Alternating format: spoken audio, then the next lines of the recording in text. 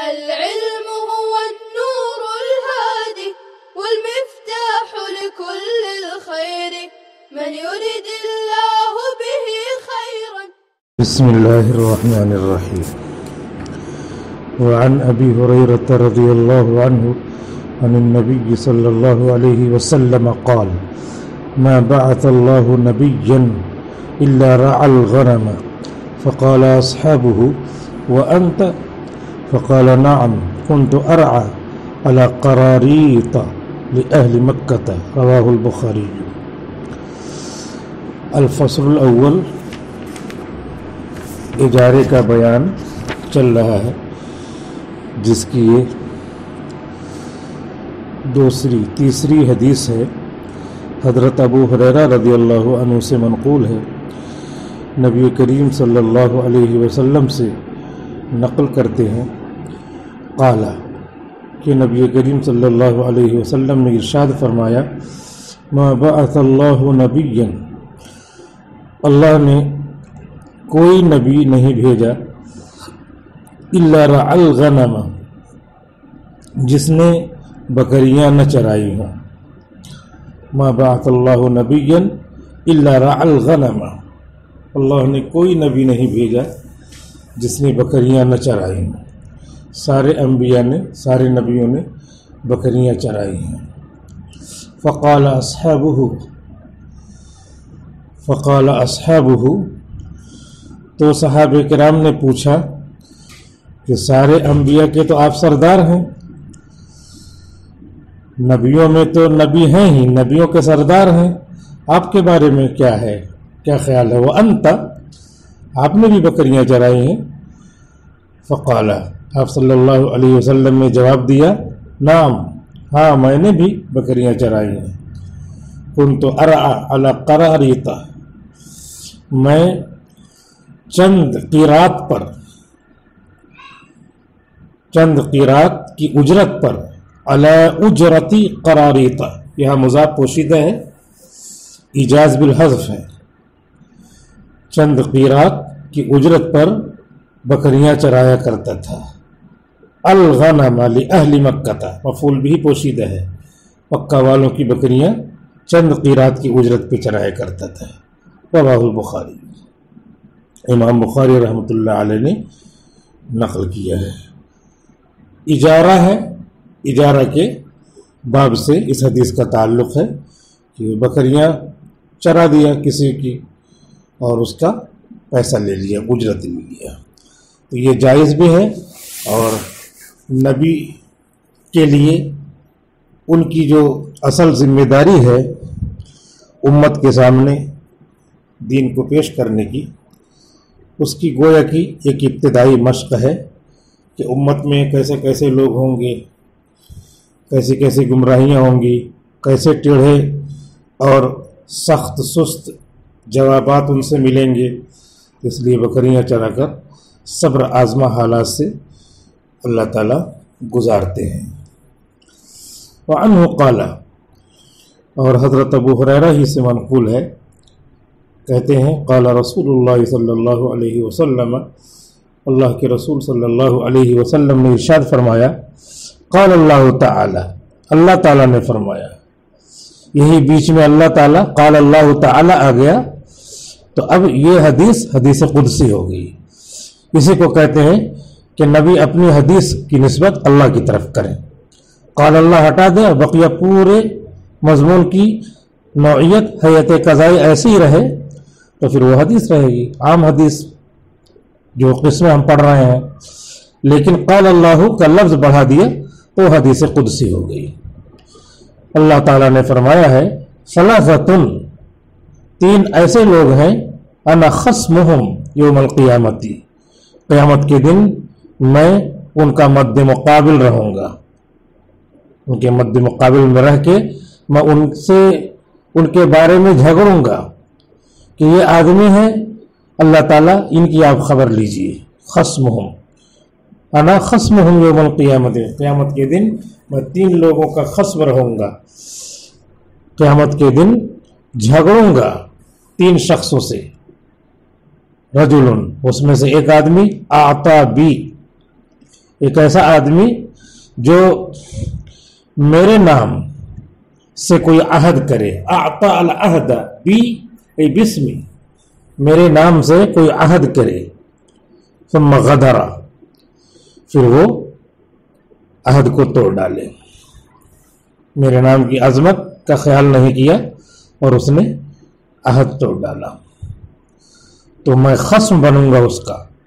اب ظاہر سی بات ہے نبی خصم ہو تو ان کے دلائل کتنے مضبوط ہوں گے، اور مد مقابل وہ ہار جائے گا، شکست خوردہ ہو جائے گا۔ دوسرا آدمی وَرَجُلٌ بَاعَ حُرًّا، اور ایک دوسرا آدمی جس نے آزاد کو قیدی بنا کر کے بیچ دیا۔ آزاد کو پکڑ لے گا، جیسے آج کل کیا چلتا ہے، ہائی جیک کر لیتے ہیں، اغوا کر لیتے ہیں، پکڑ کے لے کے گیا اور دوسرے سے بیچ دیا، اس کے رشتہ دار سے بیچا یا کسی عام آدمی سے بیچا، کہا 2 کروڑ روپے لوں گا، اور 2 کروڑ روپے لے کر کے چھوڑ دیتا ہے، بیچ دیتا ہے گویا کہ۔ اس کے بعد وہ 2 کروڑ فَأَكَلَ ثَمَنَهُ، تو اس کی قیمت کھا گیا، استعمال کر ڈالا، تو 2 کروڑ روپے استعمال کر رہا ہے۔ تو یہ جو آدمی ہے اللہ کے رسول اس کے خصم بنیں گے، اس کے بارے میں اللہ تعالیٰ سے اس کا حضور کا جھگڑا ہوگا، اللہ کے سامنے رکھیں گے۔ وَرَجُلٌ اسْتَأْجَرَ أَجِيرًا، اور ایک تیسرا آدمی جس نے مزدور رکھا، فَاسْتَوْفَى مِنْهُ، تو اس سے پورا کام لے لیا، لیکن جب پیسہ دینا ہوا تو ایک ایک پائی جوڑ جوڑ کر کے گھٹا گھٹا کے دے رہا ہے۔ وَلَمْ يُعْطِهِ أَجْرَهُ، اور اس کی مزدوری نہیں دیا یا گھٹا کے دیا۔ لم یعطی، یہ کم دینا بھی لم یعطی کے درجے میں ہے، بالکل نہیں دینا بھی لم یعطی کے درجے میں ہے۔ لم یعطیہ اجرہ، تو اس کا پورا اجر نہیں دیا یا مکمل نہیں دیا، پورا یعنی کچھ بھی نہیں دیا، یہ جتنا تھا اس میں سے پورا نہیں دیا۔ رواہ البخاری، امام بخاری نے نقل کیا ہے، باب الاجارہ سے اس حدیث کا جوڑ ہے۔ وعن ابن عباس، حضرت عبداللہ ابن عباس رضی اللہ عنہما سے منقول ہے، ان نفرا من اصحاب النبی صلی اللہ علیہ وسلم، کہ نبی کریم صلی اللہ علیہ وسلم کے صحابہ کی ایک جماعت، مروا بماء، صحابہ کی جماعت گزری ایک گاؤں سے، گاؤں میں پانی رہتا ہے، کھانا رہتا ہے، مکان رہتا ہے، بکریاں رہتی ہیں، تو جز بول کر کے کل مراد لیا۔ ماں، پانی پیے بغیر نہ جانور رہیں گے اور نہ انسان رہیں گے۔ وَجَعَلْنَا مِنَ الْمَاءِ كُلَّ شَيْءٍ حَيٍّ، تو اہم جزو اعظم کو بول کر پورا کل یعنی گاؤں مراد لیا ہے۔ مروا بماء، ایک گاؤں کے پاس سے گزرے، فیہم لدیغ او سلیم، ان میں ایک سانپ کا کاٹا ہوا شخص تھا، لدیغ اور سلیم دونوں ایک ہی معنی ہے، لدیغ بولا یا سلیم بولا۔ گزرے گاؤں کے پاس سے، تو اس میں ایک آدمی کو سانپ نے کاٹ لیا تھا، تو گاؤں والے آئے اور ان لوگوں سے کہا کہ کچھ جھاڑ پھونک جانتے ہو؟ فعرض لهم رجل من اہل الماء، تو ایک آدمی ان لوگوں کے پاس، حضور کے صحابہ کی جماعت کے پاس آیا، من اہل الماء، گاؤں والوں میں سے، اور اس کے بعد سب کے پاس جا کے پوچھ رہا ہے، فقال، پوچھ رہا ہے، هل فیکم من راق، کیا تم میں سے کوئی رقیہ، جھاڑ پھونک کرنے والا، راقن، کیا تم میں سے کوئی رقیہ کرنے والا، جھاڑ پھونک کرنے والا ہے؟ کیا بات ہے؟ تو بتایا اس نے، بات یہ ہے، ان فی الماء رجلا، یہ ہمارے گاؤں میں ایک آدمی ہے، لدیغن او سلیمن، لدیغن یا کہا رجلن سلیمن، ایک آدمی ہے جس کو سانپ نے کاٹ لیا ہے، تو اس کے لیے جھاڑ پھونک کسی کو آتی ہو تو کر دو، اور ہم مزدوری بھی دے دیں گے، پیسے بھی دے دیں گے۔ فانطلق رجل منهم، تو صحابہ میں سے ایک آدمی اس کے ساتھ چلا، صحابہ میں سے ایک صحابی اس کے ساتھ چلے، ٹھیک ہے چلو، گاؤں میں لے کے گئے، ساتھ ساتھ چل رہے ہیں، گھر پہنچ گئے، دکھایا یہ آدمی ہے، ٹھیک ہے بیٹھو میرے سامنے. فقرأ بفاتحة الكتاب، اس کے سامنے سورہ فاتحہ پڑھ کے دم کیا. فقرأ بفاتحة الكتاب، تو سورہ فاتحہ پڑھی اور اس پر دم کر دیا اور کہا کہ ہم لوگ 30 لوگ ہیں اور 30 لوگوں کو ہر آدمی کو ایک ایک بکری دینا پڑے گی. علی شاء، شاتن جمع شیاء و شاء، 30 بکری دینا پڑے گی بکریوں کی شرط پر. فجاء بالشاء، پھونک دیا وہ ٹھیک بھی ہو گیا. فجاء بالشاء، تو یہ بکریاں لے کر آئے. الی اصحابی، پورا ایک دم ریوڑ لے کر کے، اکیلے گئے تھے پورا ریوڑ لے کر کے آ رہے ہیں. فجاء بالشاء الی اصحابہ، اپنے ساتھیوں کے پاس، حضور کے صحابہ کے پاس سب بکریاں لے کر کے آئے.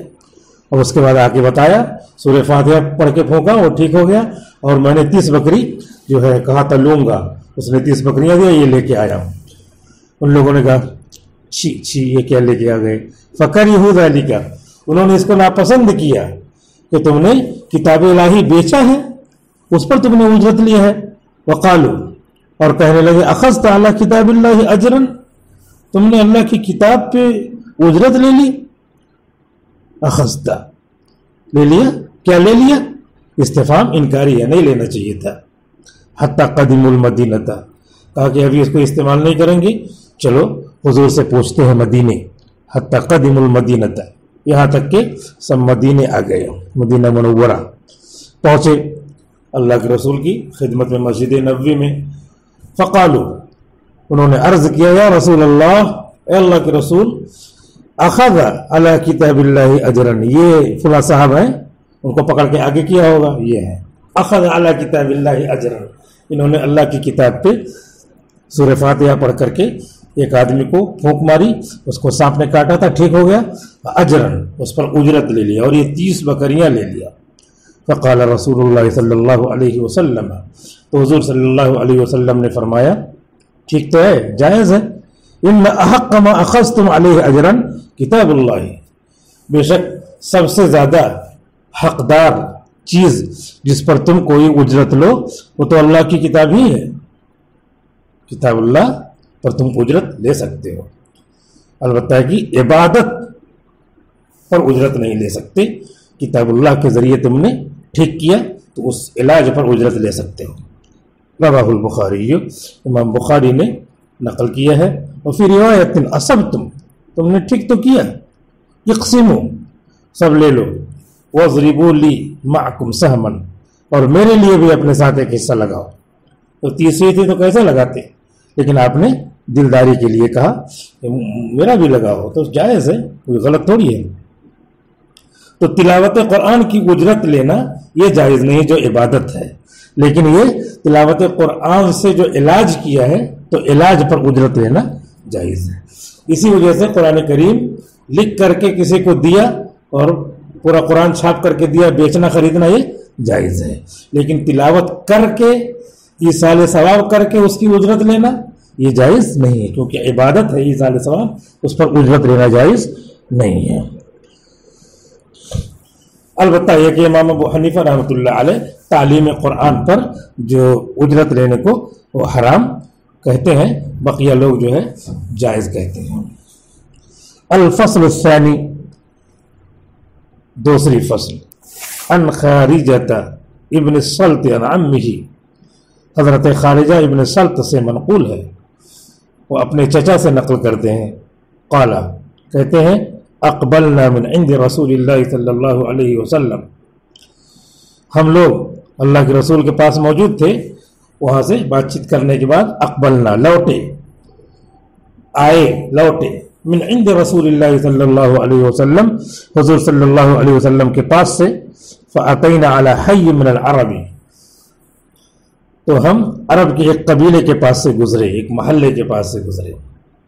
راستے میں محلہ آیا تو راستے میں ایک آدمی کھڑا تھا، سانپ کاٹ لیا تھا، تو روکا ان لوگوں. فقالو، تو اس محلے والوں نے کہا، ایک آدمی ہو یا 2-3 آدمی ہو، انا انبئنا، ہم کو خبر ملی ہے، انکم قد جئتم من عند هذا الرجل بخیر، ہمیں خبر ملی ہے کہ آپ لوگ آئے ہو اس آدمی یعنی حضور کے پاس سے خیر اور بھلائی لے کر کے. آپ لوگ گئے تھے محمد صلی اللہ علیہ وسلم کے پاس, وہاں سے سراپا خیر اور بھلائی سیکھ کر کے آئے ہو, تو کیا ایک بھلائی یہ بھی ہے کہ یہاں ایک آدمی کو سانپ کاٹ لیا ہے, تو کچھ ہے تمہارے پاس اس کے لیے دوا دارو, کچھ علاج؟ فَهَلْ عِنْدَكُمْ مِنْ دَوَائِنْ أَوْ رُقْيَةٍ, تو کیا پورے خیر اور بھلائی میں سے کوئی دوا تمہارے پاس ہے یا کوئی جھاڑ پھونک؟ فَإِنَّ عِنْدَنَا مَعْتُوهًا, کیونکہ ہمارے گاؤں میں ایک آدمی پاگل ہو گیا, یا معتوہ ہے پاگل, فی القیود, جسے بیڑیوں میں جکڑ کے باندھا گیا, ادھر ادھر بھاگتا ہے مارتا ہے, تو چارپائی میں رسی میں ہاتھ پیر باندھ کر کے اس کو بیٹھا دیا گیا ہے. معتوہن فی القیود, بیڑیوں میں جکڑ دیا گیا ہے.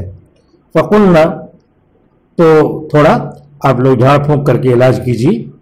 فقلنا نعم, ہم نے کہا کہ ہاں ہم میں ایک آدمی ہے, کر لیں گے ہم. فقال فجاءوا بمعتوہ, تو کہتے ہیں خارجہ ابن سلط کے چچا کہتے ہیں فجاءوا بمعتوہ, وہ لوگ لے کر کے آ گئے اس پاگل کو جو بیڑیوں میں بند تھا, قید تھا.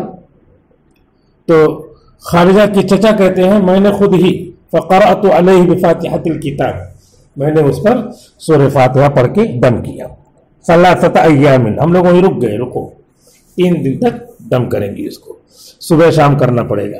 ثلاثۃ ایام غدوۃ وعشیہ, صبح شام 3 دن تک 6 مرتبہ دم کرنا پڑے گا.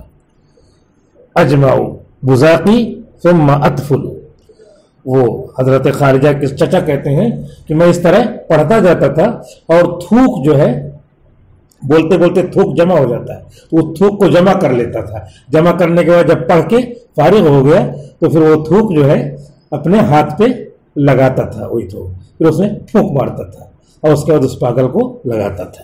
اجمع بزاقی, میں اپنے تھوک جمع کرتا تھا, بزاق. ثم اطفل, پھر اس کو تھوکتا تھا, اس کو تھوک کر کے پھونک مارتا تھا, منہ میں جمع کرتا تھا اور ہاتھ میں ایسے لگا لیتا تھا, لگا کے پھونک مارا اور اس کو لگا دیا. فَكَأَنَّمَا أُنْشِطُ مِنْ عِقَالٍ, تو گویا کہ میں اسے رسی سے کھول دے رہا ہوں. فَكَأَنَّمَا أُنْشِطَ, یہ مجہول ہے, متکلم کا صیغہ نہیں ہے, تو گویا کہ وہ پاگل رسی میں بندھا ہوا کھول دیا گیا ہوں. انشطہ فَكَأَنَّمَا أُنْشِطَ مِنْ عِقَالٍ, لیکن 3 دن میں بالکل وہ ٹھیک ہو گیا. فَأَعْتَوْنِي, اعطیا اعطو, اس میں پیش لکھا ہوا ہے, غلط ہے. فَأَعْتَوْنِي جُعْلًا, تو انہوں نے مجھے جو ہے ایک مقدار میں اجرت دی. فَقُلْتُ لَا, نہیں, میں نے کہا کہ نہیں لوں گا, یہ پتہ نہیں یہ جائز ہے کہ ناجائز ہے. کہا لے لو, پوچھ لینا. حَتَّى أَسْأَلَ, یہاں تک کہ میں پوچھ لوں نبی کریم صلی اللہ علیہ وسلم سے. فقال, چنانچہ یہاں پر آ گئے مدینے میں, تو حضور نے فرمایا پوچھنے پر کل, کھا لو, یہ استعمال کر سکتے ہو جعل, جو اجرت میں ملا ہے. فلعمری, میری عمر کی قسم, لمن اکل برقیۃ باطل, یقیناً وہ شخص جو باطل رقیہ سے کھاتا ہے وہ غلط کرتا ہے, پوشیدہ ہے. لقد اکلت برقیۃ حق, تم نے تو حق جھاڑ پھونک سے کھایا ہے جو جائز ہے. لقد اکلت برقیۃ حق, یقیناً تم نے حق رقیہ, حق صحیح جھاڑ پھونک سے کھایا ہے. ھذا جائز, یہ جائز ہے. رواه احمد و ابو داود, امام ابو داود اور امام ترمذی نے نقل کیا. اپنے عمر کی قسم کھایا حضور نے, یہ قسم خدا کے علاوہ کی قسم کے عدم جواز سے پہلے کی بات ہے. السلام علیکم ورحمۃ اللہ وبرکاتہ. السلام عليكم. لا تنسوا الاعجاب بالفيديو والاشتراك في القناة تشجيعا لنا لنستمر بنشر المزيد إن شاء الله.